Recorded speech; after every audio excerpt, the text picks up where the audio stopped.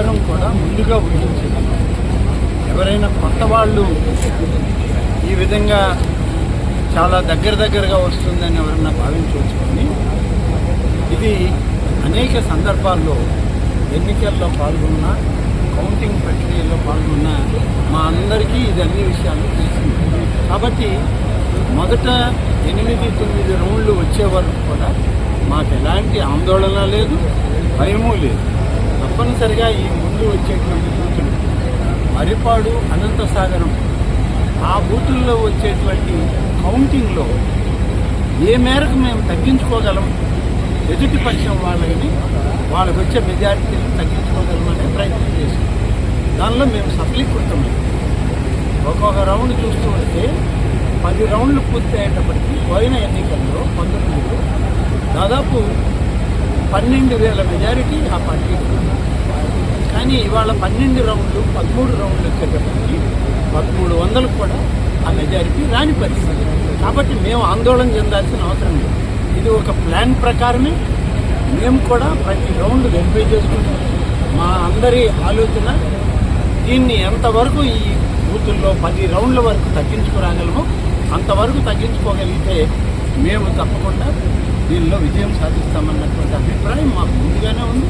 మేము ఆ ప్రణాళిక ప్రకారమే ఆలోచిస్తూ ఎన్నికల సరళిని, కౌంటింగ్ సరళిని చూసాం. అనుకున్న ప్రకారమే 10 రౌండ్లలో వాళ్ళకి 12 రౌండ్లు వచ్చినా కూడా వాళ్ళకి 12,000, 13,000 రావాల్సినటువంటిది కేవలం 1,200, 1,300కి ఆగిపోయారు. కాబట్టి మేము డెఫినెట్గా విజయం మాదే అనేటువంటి నిర్ణయం తొలి 5 రౌండ్ల నుంచే మాట్లాడారు. ఒక సీనియర్ నాయకుడుగా ఇప్పుడు హుషారు ప్రజలు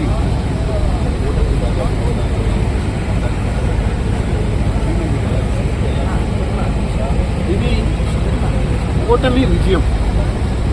గడిచిన 5 సంవత్సరాలుగా ఒక అప్రజాస్వామికమైనటువంటి పరిపాలన, దుర్మార్గపు నాయకుని యొక్క పరిపాలన ఏ విధంగా ఉంటుందో చవిచూసినటువంటి ప్రజలు ఎన్నికల నోటిఫికేషన్కు ముందే వాళ్ళకు నిర్ణయానికి వచ్చారు. కానీ వాళ్ళ మనసుల్లో అది నిక్షిప్తం చేసుకున్నారు, బయట పెట్టారు. ఎన్నికల పోలింగ్ రోజు వచ్చేటప్పటికి బహిర్గతమయ్యారు. జరిగినటువంటి అన్యాయాలను, అకృత్యాలను, అక్రమాలను, దోపిడీ విధానాలు నిరసిస్తూ వాళ్ళు తీసుకున్న నిర్ణయమే ఇవాళ ఈ ఫలితం. నెల్లూరు కూడా దాదాపుగా ఏమి లేదు.